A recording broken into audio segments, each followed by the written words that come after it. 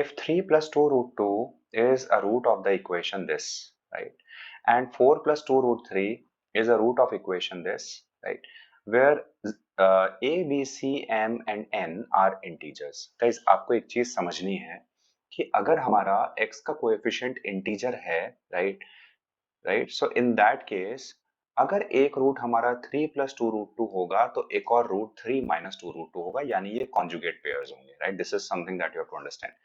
तो यानी first equation की अगर हम बात करें ax square plus bx plus c is equal to 0, इसकी अगर हम बात करते हैं तो इसके दो रूट्स होंगे 3 plus 2 root 2 and 3 minus 2 root 2. These are the two roots for the equation.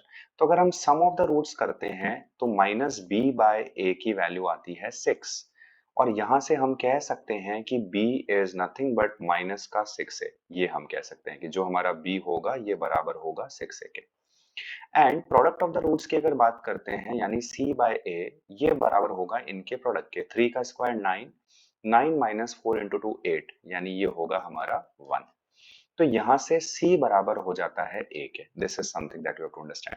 तो अगर हम लेट कर लें a की वैल्यू 1 है, अगर हम ये अज्यूम कर लें कि a की वैल्यू 1 है तो c बराबर होगा 1 के और b बराबर होगा -6 के, राइट. पहली चीज तो ये समझ में आनी चाहिए. Okay, now next part is second equation हम लेते हैं और उसको सॉल्व करने की कोशिश करते हैं. So what is our second equation? It is ay² plus का my प्लस का n इज इक्वल टू 0. इसके भी दो रूट्स होंगे 4 प्लस 2 रूट 3, एक रूट ये होगा और दूसरा रूट होगा 4 माइनस 2 रूट 3, दूसरा रूट हमारा ये होगा. तो अगर हम सम ऑफ द रूट्स करते हैं यहाँ पे तो ये आता है माइनस का m upon a and this will be equal to 8. तो यहाँ से m की वैल्यू आ जाती है माइनस का 8a, और क्योंकि a की वैल्यू 1 है तो m हो जाता है माइनस का 8. Okay, now product of the roots की अगर बात करें तो n अपॉन a जो होगा ये बराबर होगा a plus b, a minus b, यानी a square minus b square. 4 का स्क्वायर विल बी 16, 2 रूट 3 का square will be 12, 16 minus 12 will be 4.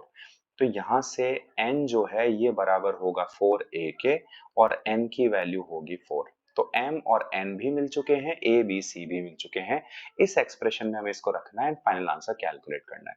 तो b बाय m की वैल्यू होगी -6 upon what is the value of m? It is -8 plus c minus 2b which is 1 minus 2 into b. So minus minus plus हो जाएगा आपका and 2 into b. So 2 into 6 will be 12, right? And upon n होगा, n की value आएगी 4. ये हमें solve करना है.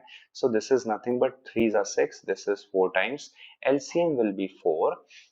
12 and 1 13, 13 and 3 16. So 16 divided by 4. Final answer is 4, which means C option.